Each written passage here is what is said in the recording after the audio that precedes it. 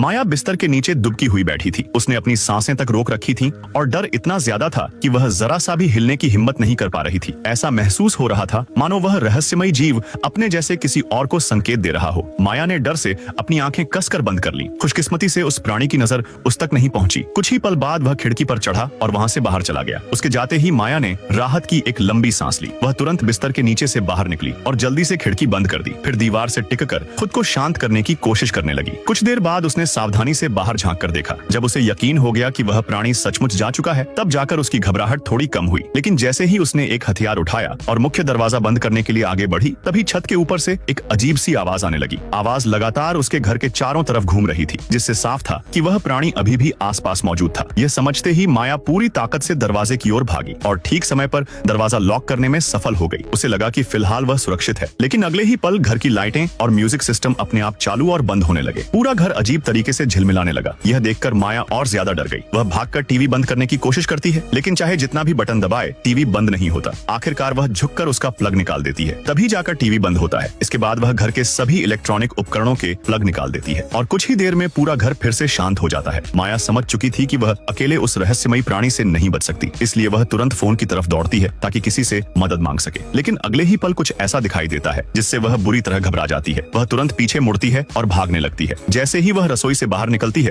उसे दिखाई देता है कि वही प्राणी सीढ़ियों से नीचे उतर रहा है। अब उसके पास भागने का कोई रास्ता नहीं बचा था। माया पीछे हटते हुए दोबारा रसोई में पहुंच जाती है और एक कैबिनेट के पीछे छिप जाती है। डर के कारण उसका पूरा शरीर मानो सुन्न पड़ चुका था। कुछ देर बाद वह हिम्मत जुटाकर धीरे से बाहर झांकती है। तभी शीशे में उसे उस प्राणी की परछाई दिखाई देती है। वह देखती है कि जमीन पर गिरा हुआ फोन उस प्राणी ने वापस अपनी जगह पर रख दिया है। फिर अचानक वह उसकी दिशा में मुड़कर देखने लगता है। यह देखकर माया तुरंत अपना मुंह हाथ से ढक लेती है ताकि उससे कोई आवाज न निकले। लेकिन तभी अचानक फ्रिज का दरवाजा अपने आप खुल जाता है और जोर से आकर उससे टकरा जाता है। माया संभल भी नहीं पाती कि उसे कदमों की आवाज सुनाई देने लगती है। वह आवाज धीरे धीरे और करीब आती जाती है। जब आवाज बिल्कुल पास पहुंच जाती है, तो माया नीचे की तरफ देखती है और उसके होश उड़ जाते हैं। वह रहस्यमयी प्राणी अब ठीक उसके सामने खड़ा था। माया धीरे धीरे अपनी नजर ऊपर उठाती है और देखती है कि उसकी उंगलियां फ्रिज के दरवाजे को कसकर पकड़े हुए हैं।